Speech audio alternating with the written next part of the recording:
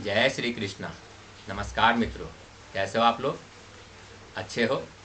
उम्मीद करता हूँ और ईश्वर से प्रार्थना करता हूँ कि आप लोग अच्छे रहो, सदैव अच्छे रहो, स्वस्थ रहो, खुश रहो।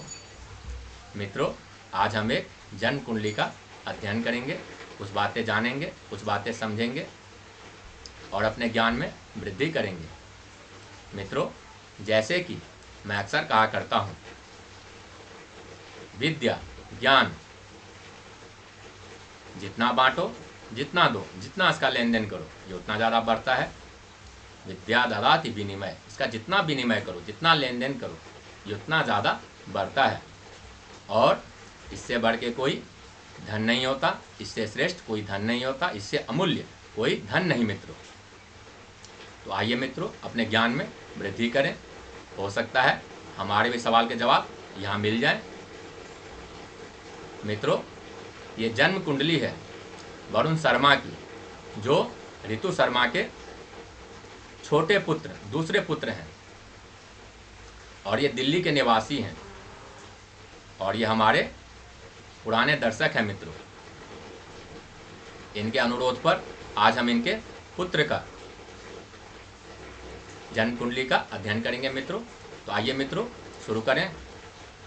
मित्रों, सबसे पहले आप इनके जन्म कुंडली का अध्ययन करने से पहले आप इनकी जन्म की तिथि, जन्म का समय और जन्म स्थान नोट कर लीजिए मित्रों।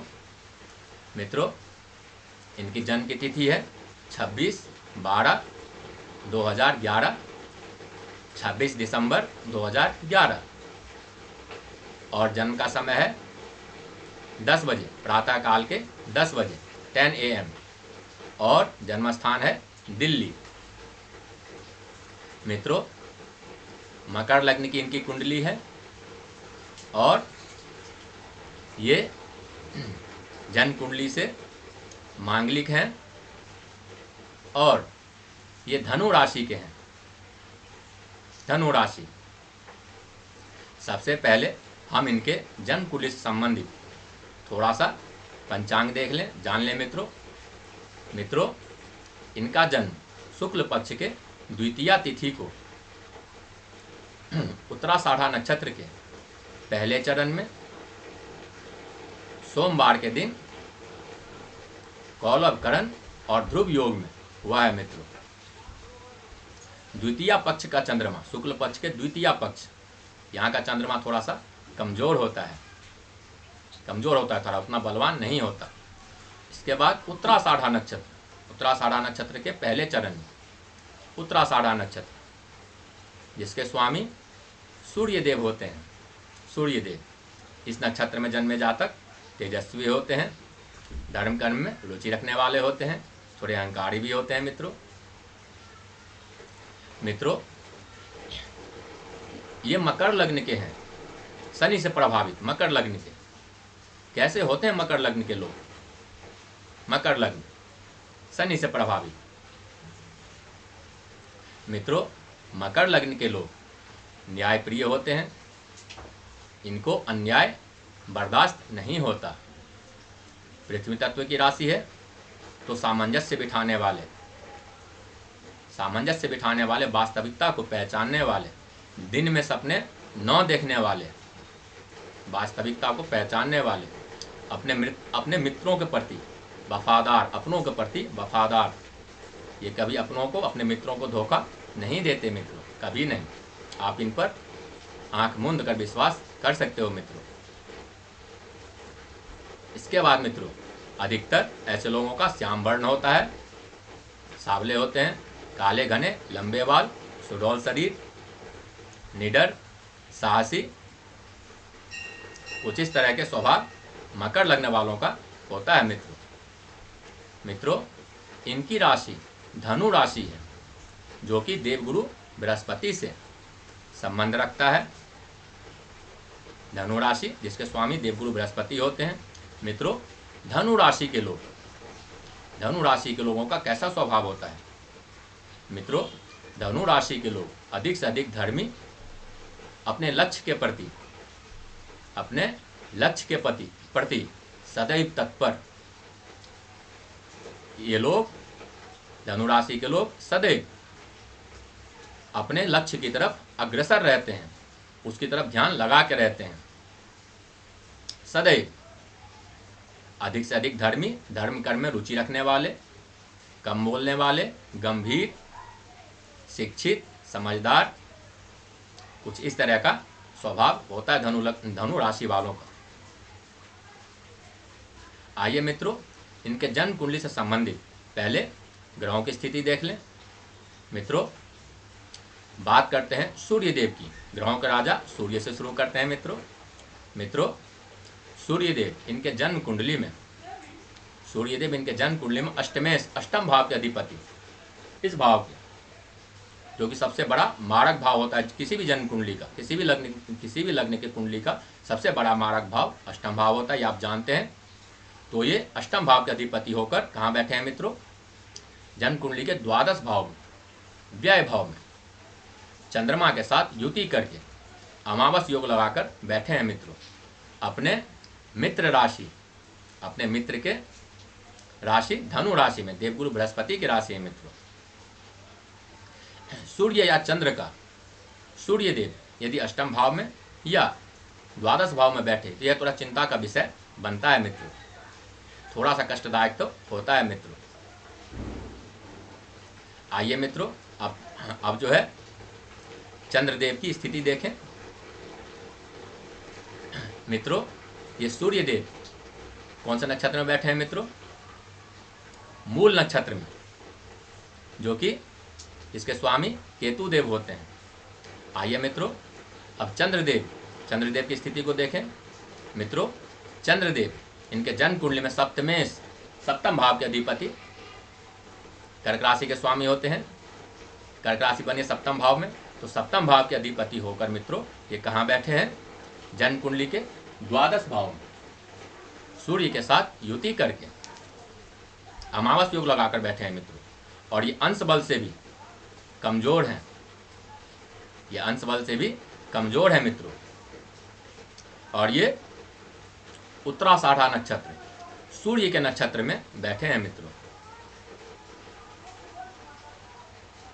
चंद्रमा का अष्टम भाव में या 12वें भाव में बैठना शुभ नहीं होता, यह थोड़ा कष्टदायक तो होता है ये मानसिक पीड़ाएं देने वाला होता है मित्रों।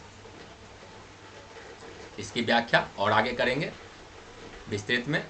आइए मित्रों, पहले मंगल की स्थिति देख लें। मित्रों, मंगल देव इनके जन्म कुंडली में सुखेश और लाभेश, सुख भाव के अधिपति और लाभ भाव के अधिपति, सुखेश और लाभेश होकर कहाँ बैठे हैं मित्रों? जन्म कुंडली के अष्टम भाव में। मंगल देव का अष्टम भाव में बैठना ये जातक को मांगलिक बनाता है। अब ये मांगलिक दोष मिट रहा है या नहीं, कितना प्रभाव पड़ेगा इसको आगे देखेंगे। पहले यह जान लें कि मित्रों, सुख भाव के और लाभ भाव का अधिपति होकर मंगल देव जन्म कुंडली के अष्टम भाव में बैठे हैं। अष्टम भाव में किसी भी भाव के अधिपति का मारक भाव में, छठे, 8वें या 12वें भाव में बैठना शुभ नहीं होता मित्रों, यह कष्टदायक होता है, उस भाव से संबंधित समस्याएं उत्पन्न करता है। अब ये कितनी समस्याएं उत्पन्न करेगा देखते हैं आगे मित्रों, अध्ययन करते हैं। पहले बाकी ग्रहों की स्थिति और देख लें मित्रों। और ये मंगलदेव मित्रों पूर्वा फाल्गुनी नक्षत्र, शुक्रदेव के नक्षत्र में बैठे हुए हैं। किसी भी ग्रह का शुक्रदेव का नक्षत्र अच्छा होता है, शुभ होता है। इसमें बैठने से शुक्रदेव के नक्षत्र में यदि कोई भी ग्रह बैठे तो उसके बल में वृद्धि होता है मित्रों। आइए मित्रों, आगे के ग्रहों की स्थिति देखें मित्रों। बात करते हैं बुध देव की।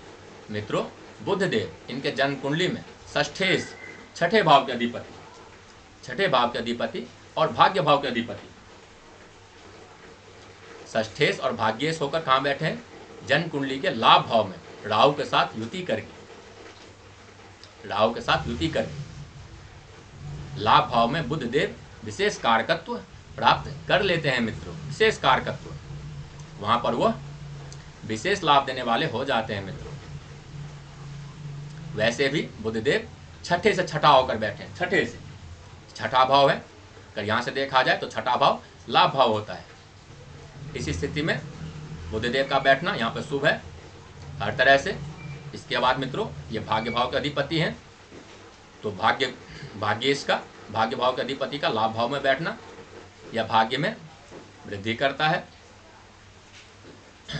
और मित्रों ये बुधदेव अपने ही नक्षत्र ज्येष्ठा नक्षत्र में बैठे हुए हैं, किसी भी ग्रह का अपने ही नक्षत्र में बैठना यह शुभ होता है। इससे उस ग्रह का बल बढ़ जाता है मित्रों। और बुधदेव इस जन्म कुंडली में कारक होते हैं, योग कारक भी होते हैं और अच्छी अवस्था में बैठे हुए हैं। आइए मित्रों अब देवगुरु बृहस्पति की बात करें, उनकी स्थिति देखें। मित्रों देवगुरु बृहस्पति इनके जन्म कुंडली में, मकर लग्न की कुंडली में ना योग कारक होते हैं, ना शत्रु होते हैं, ना मित्र होते हैं, सम होते हैं, सम। मित्रों देवगुरु बृहस्पति इनके जन्म कुंडली में द्वादश भाव के अधिपति, व्यय भाव के अधिपति और पराक्रम भाव के अधिपति, तीसरे भाव के स्वामी और 12वें भाव के स्वामी होकर कहाँ बैठे हैं मित्रों? जन्म कुंडली के चतुर्थ भाव में अपने मित्र मंगल देव की राशि मेष राशि में बैठे हैं मित्रों। और ये अश्विनी नक्षत्र केतु देव के नक्षत्र में, जिसके स्वामी केतु देव होते हैं, तो केतु देव के नक्षत्र अश्विनी नक्षत्र में बैठे हैं मित्रों।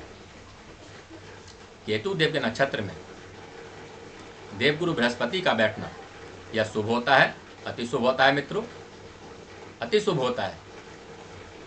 और देवगुरु बृहस्पति को यहाँ पे दोनों मारक भाव मिला हुआ है, दोनों मारक भाव, द्वादश भाव और तृतीय भाव, जो कि दोनों मारक भाव ही होते हैं।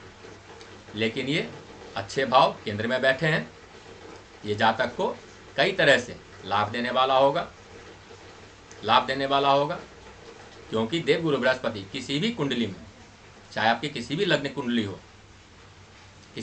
कुंडली हो आपकी, देवगुरु बृहस्पति का केंद्र में बैठना यह शुभ होता है मित्रों, शुभ होता है। ये ऐसी अवस्था में देवगुरु कई तरह से जातक को लाभ देने वाले हो जाते हैं।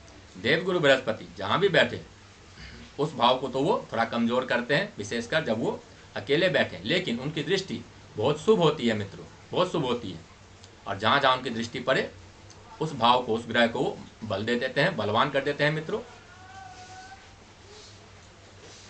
आइए मित्रों अब दैत्य गुरु शुक्रदेव की स्थिति को देखें। मित्रों शुक्रदेव इनके जन्म कुंडली में सबसे बड़े योग कारक ग्रह होते हैं मित्रों, क्योंकि इनकी मकर लग्न की कुंडली है, शनि से प्रभावित है। और ऐसे कुंडली में दैत्य गुरु शुक्लाचार्य शुक्रदेव सबसे अधिक योग कारक ग्रह होते हैं मित्रों शुक्रदेव इनके जन्म कुंडली में पंचम भाव के अधिपति और कर्म भाव के अधिपति, दशम भाव के अधिपति पंचमेश और कर्मेश होकर कहाँ बैठे हैं? जन्म कुंडली के लग्न भाव में, पहले भाव में। मित्रों शुक्रदेव लग्न भाव में, पहले भाव में विशेष कारकत्व प्राप्त कर लेते हैं। जातक को विशेष बुद्धि वाले, विशेष ज्ञान वाले, विशेष पर्सनैलिटी वाले, विशेष छवि वाले, समाज में मान सम्मान पाने वाले, सब कुछ देने वाले हो जाते हैं यदि शुक्रदेव लग्न में अच्छी अवस्था में बैठ जाए। तो अच्छी अवस्था में बैठे हैं मित्रों, योग कारक भी है यहाँ पे। और पंचमेश, पंचम भाव जो कि त्रिकोण का भाव होता है, तो त्रिकोण का भाव होके, त्रिकोण का अधिपति होके लग्न में केंद्र भाव में बैठना यह अति शुभ है। उसके बाद ये दशम भाव के भी अधिपति हैं, जो कि केंद्र का ही भाव है, और केंद्र में ही बैठे हुए, लग्न में बैठे हुए, तो अति शुभ है मित्रों। आइए मित्रों अब बात करें शनिदेव की। मित्रों शनिदेव इनके जन्म कुंडली में शनिदेव इनके जन्म कुंडली में लग्नेश होते हैं। लग्नेश मुख्य ग्रह आधार। तो मित्रों शनिदेव इनके जन्म कुंडली में लग्नेश लग्न भाव का अधिपति और धन भाव के अधिपति दूसरे भाव के अधिपति होकर कहाँ बैठे हैं मित्रों? जन्म कुंडली के दशम भाव कर्म भाव में तुला राशि शुक्रदेव की राशि में, जहाँ पर वह उच्च के हो जाते हैं। उच्च के तो लग्नेश का एक केंद्र में बैठना यह शुभ होता है।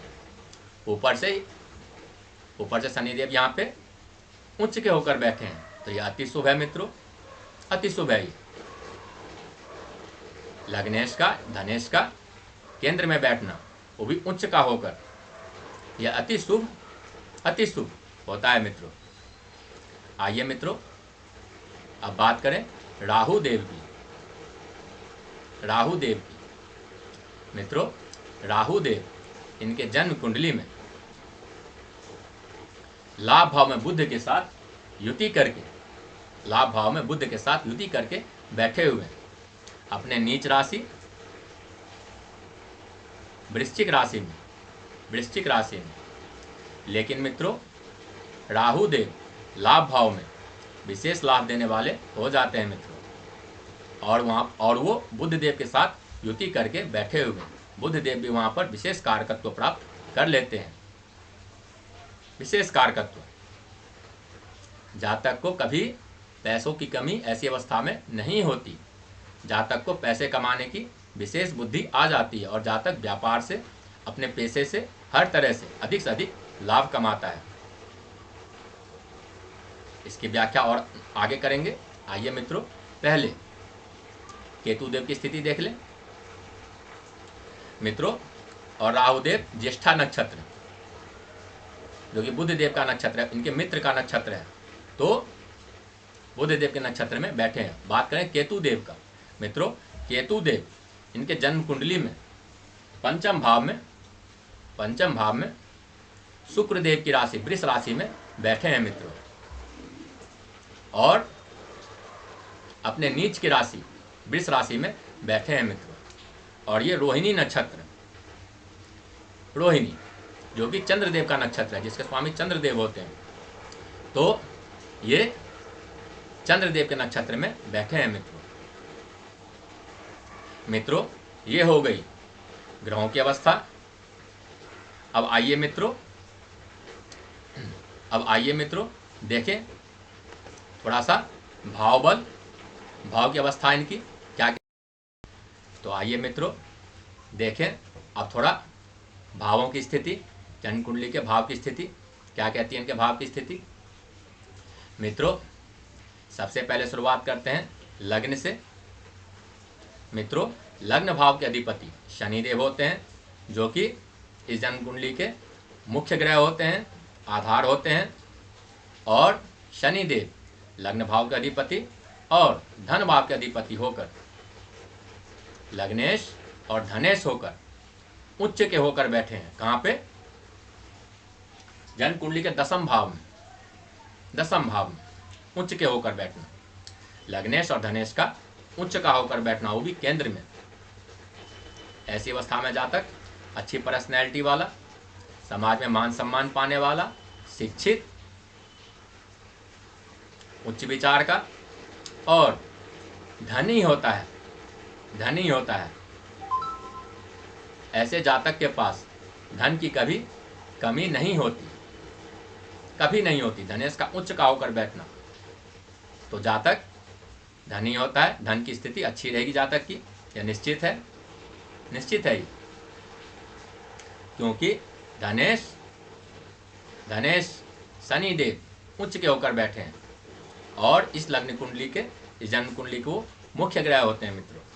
आइए मित्रों अब एक बार सुख की स्थिति देख लें।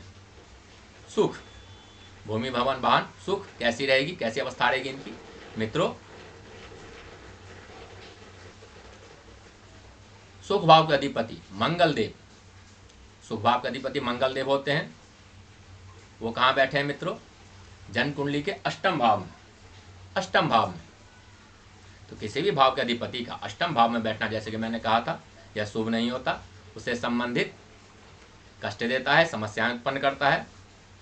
तो क्या जातक को, इस बच्चे को सुख की प्राप्ति नहीं होगी, भूमि भवन वाहन की प्राप्ति नहीं होगी? क्या कष्ट आएगा, समस्याएं आएंगी? आएंगी, आएंगी मित्रों। यदि किसी भाव के अधिपति अष्टम भाव में बैठे हो तो कमोबेश समस्याएं आएंगी, लेकिन जातक को सुख की प्राप्ति होगी, अधिक से अधिक मात्रा में होगी। क्यों मित्रों? क्योंकि उच्च के लग्नेश शनिदेव गुरु के बल को बढ़ा रहे हैं, चतुर्थ भाव के बल को बढ़ा रहा है और सुख को भी बढ़ा रहा है मित्रों। ऐसी अवस्था में जातक सुखी होता है, सुख की प्राप्ति उसको होती है, उसका बुढ़ापा अच्छा चलता है। भूमि भवन वाहन जातक अपने बल से, अपने पराक्रम से, अपने मेहनत से अर्जित कर लेता है मित्रों। थोड़ी बहुत परेशानी होगी, संघर्ष की स्थिति थोड़ी बनेगी, क्योंकि सुखेश अष्टम भाव में है ना मंगल देव, तो उसकी स्थिति भी थोड़ी बनेगी, यह निश्चित है। लेकिन जातक सुखी होगा, उसको सुख की प्राप्ति होगी। सुख की स्थिति, भूमि भवन वाहन की स्थिति, माता की स्थिति अच्छी रहेगी, अच्छा योग दिख रहा है। इसके बाद बात करें शिक्षा की मित्रों, माध्यमिक शिक्षा के अधिपति, पंचम भाव के अधिपति शुक्रदेव होते हैं, और वो कहाँ बैठे हैं? लग्न में। तो त्रिकोण भाव के अधिपति का लग्न में बैठना यह अति शुभ होता है, और इस लग्न में वो शुक्रदेव, इस कुंडली में अति योग कारक, सबसे बड़े योग कारक ग्रह होते हैं, और उनकी अवस्था अच्छी है। तो जातक की माध्यमिक शिक्षा अच्छी रहेगी, बिना किसी परेशानी के, बिना किसी समस्या के पूरी होगी। इसके बाद मित्रों बात करते हैं वैवाहिक जीवन की। वैवाहिक जीवन कैसा रहेगा? जातक का वैवाहिक जीवन कैसा रहेगा मित्रों? ये दाम्पत्य भाव, सप्तम भाव, जहां से हम वैवाहिक जीवन को देखते हैं, साझेदार को भी देखते हैं, गुप्तांगों की भी व्याख्या यहीं से करते हैं, रोज का इनकम वो भी यहीं से देखते हैं मित्रों। तो इसके भाव के अधिपति कहाँ बैठे हैं मित्रों? द्वादश भाव में। और इस लग्न में, इस कुंडली में वो कारक ग्रह नहीं होते। और सप्तम भाव का, जैसे कि मैंने कहा था, सप्तम भाव के अधिपति का द्वादश भाव में बैठना या अष्टम भाव में बैठना, यह थोड़ा अशुभ होता है, थोड़ा कष्टदायक होता है। तो क्या जातक को वैवाहिक जीवन में समस्याएं आएंगी? जातक का वैवाहिक जीवन अच्छा नहीं चलेगा, समस्याएं आएंगी मित्रों, समस्याएं आएंगी, क्योंकि सप्तमेश द्वादश भाव में बैठा है और वो इस लग्न में योग कारक नहीं है मित्रों। लेकिन कम से कम समस्याएं आएंगी, कम से कम समस्याएं, और जातक का वैवाहिक जीवन अच्छा चलेगा। क्यों मित्रों? ऐसा क्यों? सप्तमेश द्वादश भाव में बैठा हुआ है, सप्तमेश चंद्रदेव द्वादश भाव में बैठा हुआ है, फिर भी जातक का वैवाहिक जीवन अच्छा कैसे चलेगा मित्रों? क्योंकि इस सप्तम भाव पर उच्च के लग्नेश शनिदेव की दृष्टि हो रही है। लग्नेश जो कि उच्च के बैठे शनिदेव, इनकी दशम दृष्टि सप्तम भाव पर हो रही है, और लग्नेश जहाँ भी दृष्टि देगा, जहाँ भी उसकी दृष्टि पड़ेगी, विशेषकर उच्च के लग्नेश, वो उस भाव से संबंधित कारकत्व को, उसमें बैठे राशि को, उसमें बने राशि को बलवान कर देगा, मजबूत कर देता है मित्रों, और सारी समस्याओं को दूर कर देता है। लग्नेश के उच्च का होकर बैठना, कुंडली अपने आप मजबूत हो जाती है मित्रों, यह अति शुभ होता है। जहाँ भी दृष्टि पड़े, जहाँ भी, उस भाव को, उस ग्रह को मजबूत कर देता है। तो जातक का वैवाहिक जीवन अच्छा चलेगा, साझेदारों से भी अच्छी पटेगी, रोज का इनकम भी अच्छा रहेगा, और इससे संबंधित जो भी बातें उसमें कोई तकलीफ, कोई समस्या नहीं आएगी, या फिर कम से कम आएगी, कम से कम। द्वादश भाव में बैठा है ना सप्तमेश, तो थोड़ी बहुत समस्याएं उत्पन्न होगी, लेकिन अधिक नहीं होगी, जातक अच्छा वैवाहिक जीवन होगा जातक का। इसके बाद मित्रों बात कर लेते हैं आयु की, क्योंकि अभी छोटे हैं ये, 5वीं क्लास में पढ़ते हैं, तो इनके आयु की बात करते हैं मित्रों अष्टमेश सूर्यदेव होते हैं, आयु का भाव अष्टम भाव होता है, यहाँ से हम आयु का विचार करते हैं। मित्रों अष्टमेश विपरीत राजयोग लगाकर द्वादश भाव में बैठे हैं, अष्टमेश सूर्यदेव होते हैं, और अष्टम भाव के मारक भाव का अधिपति होकर मारक भाव में बैठे हैं, तो विपरीत राजयोग लगाकर बैठे हुए मित्रों।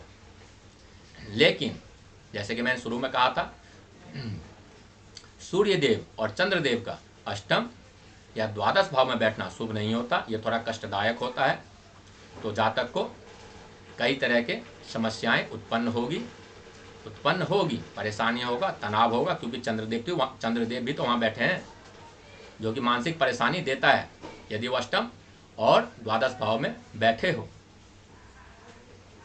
लेकिन यहाँ भी जातक की आयु शतायु होगी, और जातक को चोट चपेट की संभावनाएं भी कम से कम होगी, जबकि मंगलदेव यहाँ बैठे हुए हैं और ये ऐसी संभावनाएं बनाते हैं, चोट चपेट एक्सीडेंट का संभावना बनाते हैं, लेकिन फिर भी जातक को शतायु होगा और समस्याएं कम से कम होंगी। इसके बावजूद भी क्यों मित्रों, ऐसा क्यों?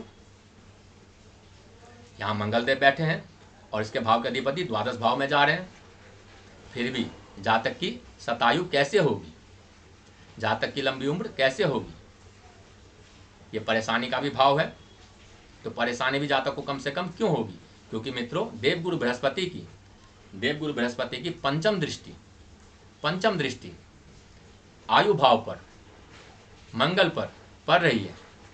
इससे जातक को मांगलिक होने का भी दोष कम से कम लगेगा या नहीं लगेगा, उसका प्रभाव समाप्त हो जाएगा और जातक शतायु होगा, जातक के चोट चपेट की संभावनाएं भी नहीं के बराबर, क्योंकि देवगुरु बृहस्पति जहाँ भी दृष्टि डाल दें, जिस घर में वो बैठते हैं उस भाव को थोड़ा कमजोर करते हैं, लेकिन जहाँ भी उनकी दृष्टि पड़ती है उस भाव में वो मजबूती ला देते हैं, बल ला देते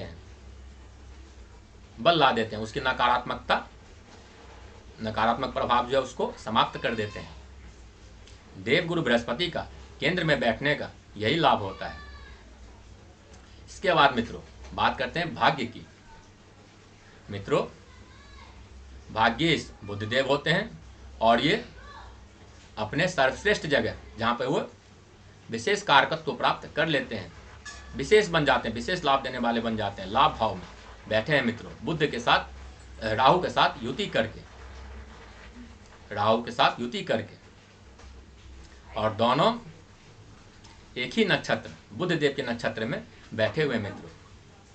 यह अति शुभ है, जातक भाग्यशाली होगा, जातक को भाग्य का पूरा साथ मिलेगा, जातक एक कदम चलेगा, भाग्य उसको 4 कदम आगे ले जाएगा। इसके बाद मित्रों बात करते हैं कर्म की। जातक के लिए कौन सा काम करना श्रेष्ठ होगा, जातक आगे जाकर किसमें अच्छा लाइफ बना सकता है?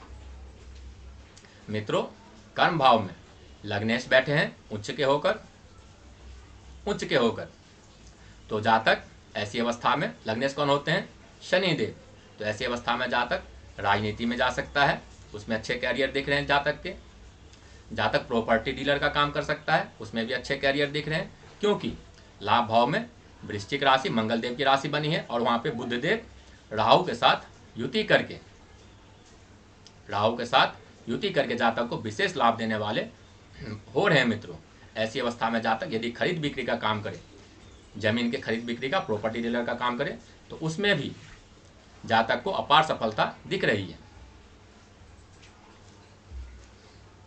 इसके बाद मित्रों जातक यदि ज्योतिषी का काम करे, आध्यात्म लाइन का काम करे, पूजा पाठ का काम करे, तो उसमें भी जातक के अच्छा भविष्य दिख रहा है मित्रों, अच्छा भविष्य दिख रहा है।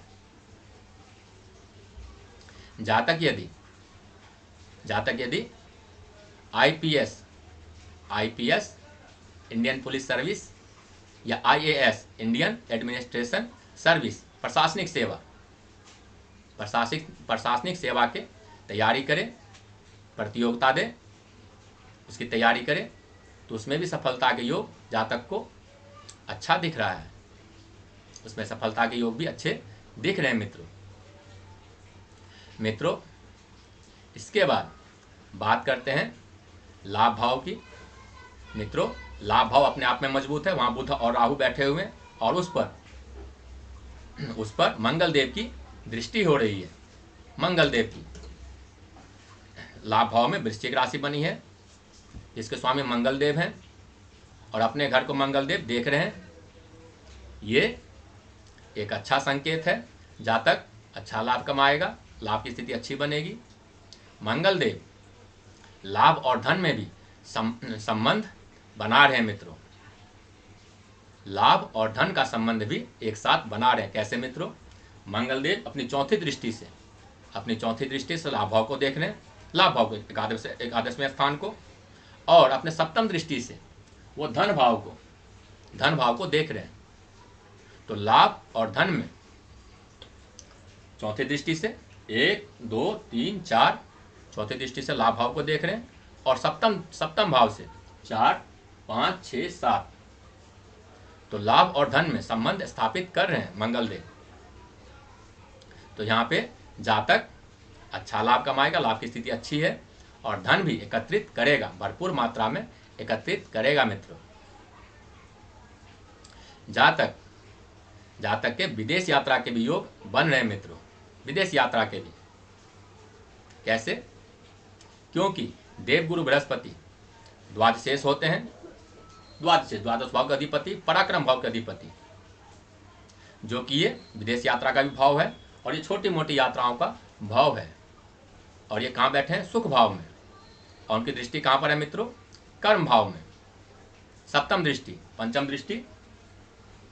दृष्टि अष्टम भाव में, जो कि विदेश में सेटलमेंट होने का, सदैव के लिए सेटलमेंट होने का भी भाव है, तो उस पर दृष्टि दे रहे हैं, कर्म भाव पे दे रहे हैं। सप्तम दृष्टि जो कि कर्म का भाव होता है, और नवम दृष्टि से वो अपने भाव विदेश भाव को देख रहे हैं मित्रों। ये अति शुभ है, अति शुभ है ये। तो जातक को विदेश यात्रा का भी मौका जीवन में एक से अधिक बार मिल सकता है, अपने कामकाज को लेकर, अपने व्यवसाय को लेकर या अपने नाम को लेकर, वजह कोई भी हो, जातक को विदेश यात्रा का मौका भी अवश्य मिलेगा। इसके बाद बात कर लें मित्रों, तो इस जन्म कुंडली में कुछ विशेष बातें, नकारात्मक बातें और सकारात्मक बातें, उससे पहले कुछ षोडश वर्ग की कुंडलियों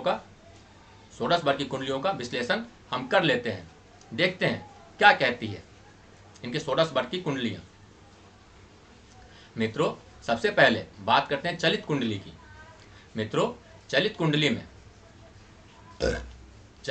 मित्रों बुध और राहु दशम भाव का फल दे रहे हैं, शनिदेव भाग्य भाव का फल दे रहे हैं, यहां भी उच्च के बैठे हैं, केतु देव दशम भाव का, ये चौथे भाव का, सुख भाव का, और देवगुरु बृहस्पति तीसरे भाव का, और सूर्यदेव एकादशवें भाव का। सूर्यदेव भी एकादशवें भाव में विशेष कारकत्व प्राप्त कर लेते हैं। इसके बाद मित्रों बात कर लेते हैं पहले एक बार नवांश कुंडली का। मित्रों, नवांश कुंडली, तो आइए मित्रों, नवांश कुंडली मित्रों इनकी सिंह राशि, सिंह लग्न की कुंडली बन रही है मित्रों। सिंह राशि इनके लग्न में बना हुआ है, और सूर्यदेव द्वादश स्थान में, लग्नेश द्वादश स्थान में है नवांश कुंडली में।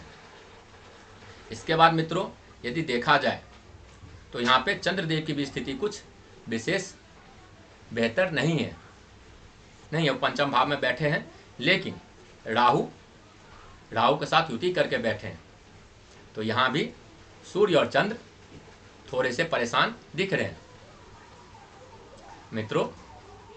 इसके बाद बात कर लेते हैं चंद्र कुंडली की। मित्रों चंद्र कुंडली में यदि देखें तो बुध और राहु द्वादश भाव में जा रहे हैं, द्वादश भाव में। ये दर्शाता है कि जातक थोड़ा अधिक बोलेगा, जरूरत से ज़्यादा बोलेगा, थोड़ा वाचाल भी होगा, मन से फिजूल के बोलेगा, फिजूल के। इसके बाद मित्रों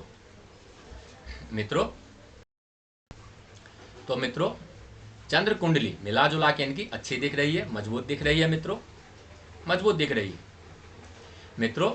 एक बार बात करते हैं फिर से नवमांश कुंडली की। मित्रों नवमांश कुंडली इनकी थोड़ी सी कमजोर देखा जाए तो दिख रहा है मित्रों, थोड़ी सी कमजोर दिख रहा है मित्रों, क्योंकि लग्नेश का द्वादश भाव में बैठना, लग्नेश इनके नवमांश कुंडली के सूर्यदेव होते हैं और ये द्वादश भाव में बैठे हैं। तो क्या जातक को वास्तव में दाम्पत्य जीवन में, वैवाहिक जीवन में तकलीफें आएंगी, कष्ट आएगा? नहीं मित्रों, नहीं आएगा, क्योंकि यहाँ पर बाकी ग्रहों की स्थिति तो अच्छी है। देवगुरु बृहस्पति कर्म भाव में बैठे हैं अपने मित्र की राशि में, शुक्रदेव भाग्य भाव में बैठे हैं तो अच्छी स्थिति है। मंगल शनि की भी अच्छी स्थिति है, सुख भाव में बैठे हैं, वो अपनी राशि में बैठे हैं मंगल देव। बुध देव भी पंचम भाव में बैठे हैं, चंद्र और राहु के साथ युति करके, तो सबकी स्थिति लगभग अच्छी दिख रही है। और लग्न कुंडली में सप्तमेश पर, सप्तम भाव पर शनि देव जो कि उच्च के, उनकी दृष्टि हो रही है, तो जातक को थोड़ी बहुत संघर्ष और समस्याएं तो वैवाहिक जीवन में आएंगी, जैसे कि मैंने कहा था, लेकिन ये सर्वदा नहीं रहेगी। हमेशा जो है सदैव समस्याएं नहीं आएंगी, कम से कम समस्याएं आएंगी। और जातक का दाम्पत्य, जैसे कि मैंने कहा था मित्रों, अच्छा बीतेगा, उसका वैवाहिक जीवन अच्छा बीतेगा मित्रों, यह निश्चित है। और दाम्पत्य भाव सप्तम भाव से संबंधित जो भी बातें हैं, जिस चीज़ के भी कारकत्व हैं, साझेदारों से, गुप्तांगों से, रोज के इनकम से, वो सब का लाभ जातक को मिलेगा मित्रों, यह निश्चित है मित्रों। इसके बाद बात करें मित्रों यदि देखा जाए तो शनि और शुक्र षडबल में मजबूत हो रहे हैं, और सूर्य और चंद्र थोड़े से षडबल में कमजोर दिख रहे हैं मित्रों। ये सूर्य और चंद्र अधिकतर कुंडली में इनके थोड़े कमजोर दिख रहे हैं। और वैसे भी इनके लग्न में, इनके कुंडली में वो कारक नहीं होते। उपाय सबसे अंत में बताऊंगा मित्रों। इसके बाद पहले थोड़ा सा इनके दशमांश कुंडली की अध्ययन कर लें मित्रों। दशमांश कुंडली इनकी मेष लग्न की कुंडली बनती है, जिसके स्वामी मंगल देव होते हैं, और मंगल देव इनके लग्न में ही अपनी राशि में, मेष राशि में बैठे हुए। शनि देव जन्म कुंडली के अष्टम भाव में बैठे हैं, और अपनी तीसरी दृष्टि से कर्म भाव को देख रहे हैं मित्रों। अष्टम भाव में शनि देव विशेष कारकत्व प्राप्त कर लेते हैं। दसम भाव में, दशमांश कुंडली के दसम भाव में शुक्र बुध राहु की युति हो रही है मित्रों। शुक्र बुध राहु, और ये तीनों अपने मित्र राशि शनि देव की मकर राशि में ही बैठे हुए हैं। अति उत्तम है। केतु देव चतुर्थ भाव में, और देवगुरु बृहस्पति तीसरे भाव में बैठकर भाग्य भाव पर दृष्टि दे रहे हैं। तो इस जन्म कुंडली में भी, इस दशमांश कुंडली में भी मित्रों, सूर्य और चंद्र कमजोर दिख रहे हैं मित्रों। सूर्य देव यहाँ भी द्वादश स्थान में, और चंद्रदेव छठे स्थान में। लग्न भाव में भी, लग्न कुंडली में भी, जन्म कुंडली में भी सूर्य और चंद्र थोड़े कमजोर अवस्था में दिख रहे थे। वो द्वादश भाव में बैठे थे। द्वादश भाव में नवमांश कुंडली में भी उनकी स्थिति कुछ विशेष नहीं थी मित्रों।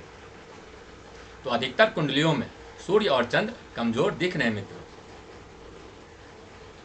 इसके बाद यदि देखा जाए तो दशमांश कुंडली इनकी अच्छी दिख रही है, मजबूत दिख रही है। जातक अपने काम से, अपने पेशे से नाम कमाएगा,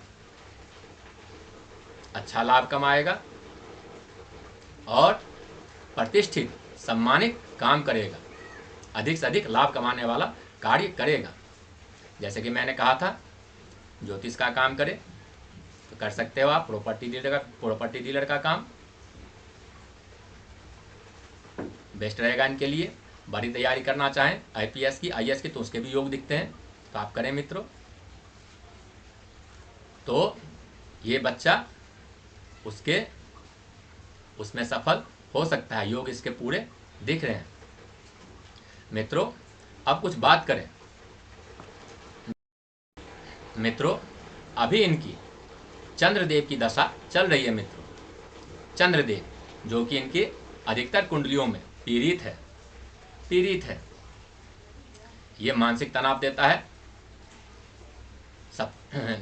लग्न कुंडली में सप्तमेश होकर द्वादश भाव में बैठे हैं।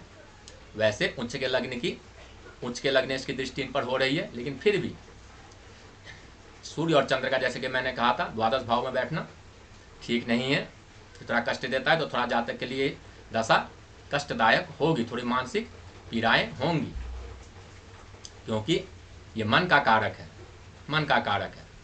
तो ये दशा थोड़ा कष्टदायक हो सकती है। उपाय बताऊंगा, जैसे कि मैंने कहा था, सबसे अंतिम उपाय बताऊंगा। इसके बाद मित्रों, इनकी मंगल की दशा शुरू होगी। चंद्रदेव की दशा चलेगी 30/1/2027 तक। इसके बाद मंगल देव की दशा शुरू होगी, जो कि 30/1/2034 तक चलेगी। मंगल देव की दशा भी इनके लिए कुछ विशेष फलदायक नहीं होने वाला। उसमें भी इनको कई तरह के कष्ट, कई तरह की पीड़ाएं, चोट चपेट की संभावनाएं बनी रहेंगी, संभावना है। इसके बाद मित्रों, राहु देव की दशा शुरू होगी, जो कि 30/1/2052 तक चलने वाली है। राहु देव इनके जन्म कुंडली में योग कारक होते हैं, अच्छे होते हैं। वो नीच के भले बैठे हों, लेकिन अच्छे भाव में बैठे हैं, तो ये दशा जातक के लिए शुभ होगा। उसके बाद गुरु की दशा, जो कि इनके जन्म कुंडली में सम होते हैं और अच्छे भाव में बैठे हैं, अच्छी अवस्था में बैठे हैं, तो गुरु की दशा भी इनके लिए शुभ जाएगी। उसके बाद गुरु की दशा 30/1/2068 तक चलेगी मित्रों। उसके बाद शनि की दशा शुरू होगी, जो कि 30/1/2068 से शुरू होकर 30/1/2087 तक चलने वाला है मित्रों। और ये इस जातक के जन्म काल का सबसे सुनहरा अवसर, सुनहरा काल होगा मित्रों, क्योंकि शनिदेव उच्च के होकर बैठे हैं, अच्छी अवस्था में हैं, लग्नेश हैं, मुख्य ग्रह होते हैं। उसके बाद शनि के बाद बुधदेव की दशा शुरू होगी, जो कि 30/1/2087 से शुरू होकर 30/1/2104 तक चलने वाली है मित्रों। अब बुधदेव इनके जन्म कुंडली में अच्छे भाव में बैठे हैं, विशेष कारकत्व लेकर बैठे हैं, एकादश भाव में बैठे हैं, तो ये भी दशा इनके लिए अति शुभ जाएगी, अति शुभ, क्योंकि इस लग्न में वो कारक भी होते हैं। इसके बाद मित्रों केतु की दशा शुरू होगी, और केतु की अवस्था अच्छी है। वो दशा से भी इनको काफ़ी लाभ होगा, आकस्मिक धन की प्राप्ति होगी, आकस्मिक बहुत सारी सफलताएं प्राप्ति होगी। इसके बाद शुरू होगी मित्रों शुक्रदेव की दशा, जो कि अति शुभदायक रहने वाली है। अभी वर्तमान समय में जो चंद्रदेव की दशा इनकी चल रही है, जो कि 30/1/2027 तक चलेगा, और उसके बाद मंगल देव की दशा शुरू होगी, जो 30/1/2034 तक चलेगा। ये समय, ये काल थोड़ा सा जातक के लिए कष्टदायक, पीड़ादायक हो सकता है। आइए मित्रों, अब थोड़े से उपाय की बात करें। क्या करना चाहिए जातक को? मित्रों, वर्तमान समय में इनकी चंद्रदेव की दशा चल रही है और चंद्रदेव अधिकतर कुंडली में, मुख्यतः लग्न कुंडली में, जन्म कुंडली में जो कि मुख्य होता है, वहाँ पर ये अच्छी अवस्था में नहीं बैठे हैं। लग्नेश की, उच्च के लग्नेश की दृष्टि इन पर हो रही है, लेकिन फिर भी जैसे कि मैंने कहा था, चंद्रदेव का अष्टम या द्वादश भाव में बैठना यह शुभ नहीं होता, कहीं ना कहीं कष्टदायक होता है। तो आप चंद्रदेव के बीज मंत्रों का जाप कर सकते हैं। शुक्ल पक्ष के किसी भी सोमवार से शाम के वक्त करें। इसके अलावा आप शिवलिंग पर कच्चे दूध और जल से अभिषेक करें।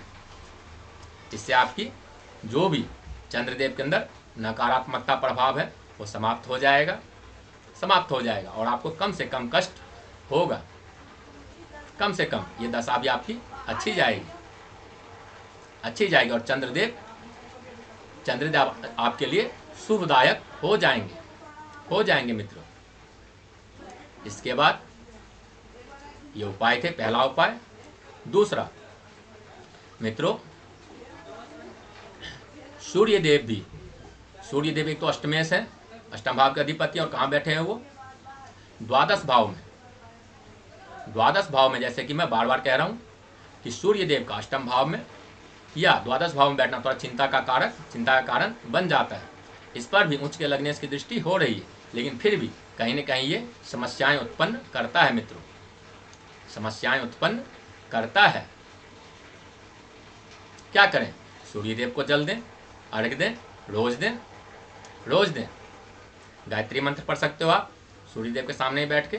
सूर्यदेव अच्छी अवस्था में आ जाएंगे और जो उनके अंदर नकारात्मकता है, जो कमियां हैं, अधिकतर कुंडलियों में वो अच्छी अवस्था में नहीं है, तो अच्छी अवस्था में आ जाएंगे। आप सूर्यदेव को रोज जल दें, गायत्री मंत्र पढ़ें, किसी भी मंत्र से दे सकते हैं। ओम सूर्याय नमः कह के दें, या फिर जो सबसे बेस्ट मंत्र होता है बता दूं, ओम ब्रह्म स्वरूपने श्री सूर्य नारायणाय नमः। इन मंत्रों से जल दें आप। पीतल या तांबे के लोटे में जल दें, पीतल या तांबे के लोटे से जल दें। यदि ब्रह्म मुहूर्त में दें तो अति उत्तम। इसके बाद यदि बात करें तो मंगल देव इनके जन्म कुंडली में अष्टम भाव में बैठे हैं, सुख भाव का अधिपति। ये कहीं न कहीं सुख में और लाभ में परेशानी, बाधाएं उत्पन्न करने वाला होता है।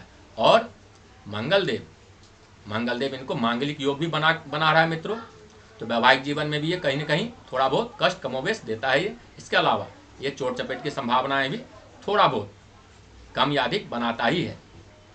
वैसे देवगुरु बृहस्पति की दृष्टि इन पर हो रही है, फिर भी यदि आप हनुमान जी की पूजा करें, उनको सिंदूर लगाएं रोज, नहीं तो कम से कम मंगलवार को, और इनके बीज मंत्रों का जाप ओम क्राम क्रीम क्रौम सह भौमाय नमः या ओम अंग अंगारकाय नमः, इन मंत्रों का जाप करें तो ये नकारात्मकता भी दूर हो जाएगी।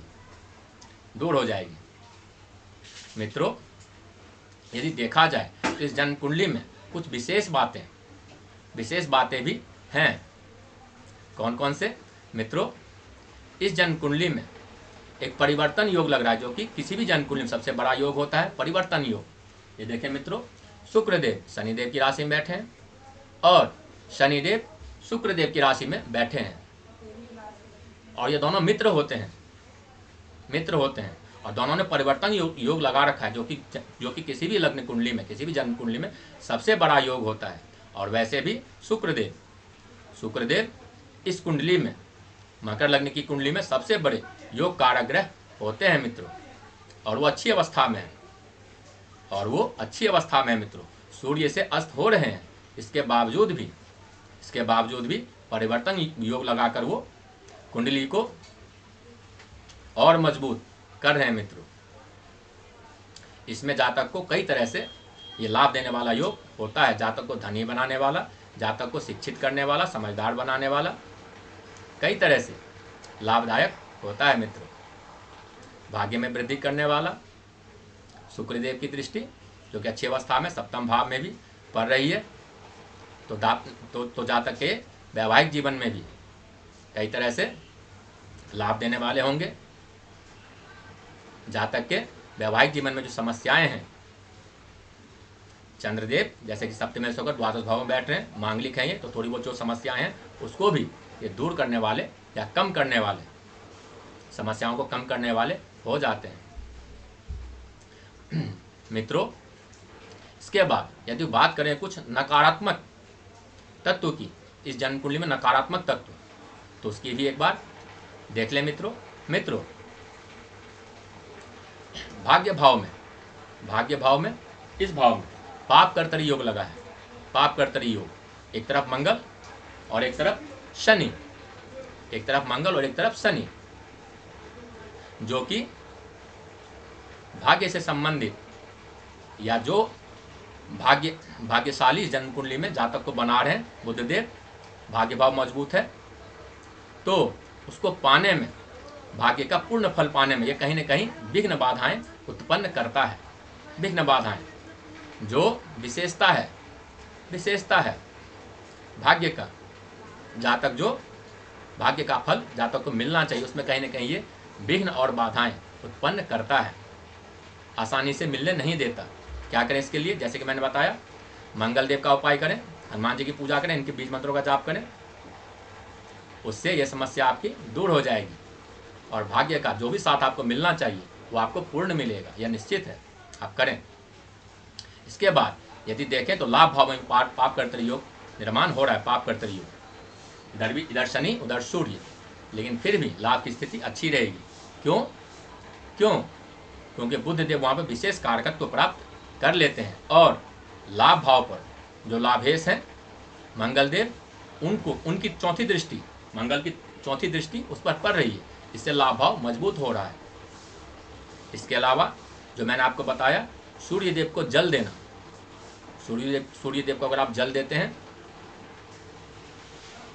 तो ये भी जो थोड़ा बहुत नकारात्मक प्रभाव है पाप कर्तरी योग का, ये भी समाप्त हो जाएगा, यह निश्चित है। और आपको निर्विघ्न, बिना किसी विघ्न के, बिना किसी बाधा के लाभ होगी, चाहे आप जो मर्जी काम करें, पैसा करें, जिस क्षेत्र में भी जाएं। तो मित्रों, काफ़ी कुछ बातें हो गई। उम्मीद है, मुझे आशा है मुझे आपको लाभ हुआ होगा, समझ में आया होगा। थोड़ा समय का अभाव है, बोलने को बहुत कुछ है बोलने का जन्म कुंडली में, लेकिन समय की एक सीमा होती है। तो मित्रों, अपनी जुबान को, अपनी वाणी को, इस कार्यक्रम को विराम देते हैं हम यहाँ पे।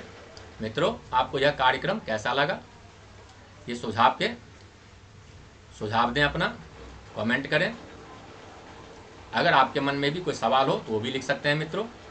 और यदि मित्रों आप इनके लिए कुछ कहना चाहें, कुछ विशेष बात, या आपको जो विशेष कुछ दिख रहा हो इसमें, आप वो भी कह सकते हैं कमेंट के माध्यम से, कह सकते हैं मित्रों, आपका वेलकम है। मित्रों, तो आज के कार्यक्रम को, अपनी वाणी को यहीं विराम देते हैं। मित्रों, अगर यह कार्यक्रम आपको अच्छा लगा हो, कुछ लाभ हुआ हो, तो कमेंट करें, सब्सक्राइब करें, लाइक करें, विशेषकर वो दर्शक जो नए हैं या फिर जिन्होंने अभी तक सब्सक्राइब नहीं किया। मित्रों, इसके अलावा अपना प्यार, अपना दुलार, अपना स्नेह यूं ही बना के रखें, सदैव बना के रखें, यह आपसे अनुरोध है। तो मित्रों, आज के कार्यक्रम को, अपनी वाणी को यहीं विराम देते हैं। मिलते हैं अगले वीडियो में अगले विषय के साथ। तब तक के लिए धन्यवाद, नमस्कार, जय श्री कृष्ण। ईश्वर आपको और आपके परिवार को खुश रखे, सुरक्षित रखे, आपकी सभी मनोकामनाएं भगवान कृष्ण पूरी करें। जय श्री कृष्ण मित्रों, जय श्री कृष्ण।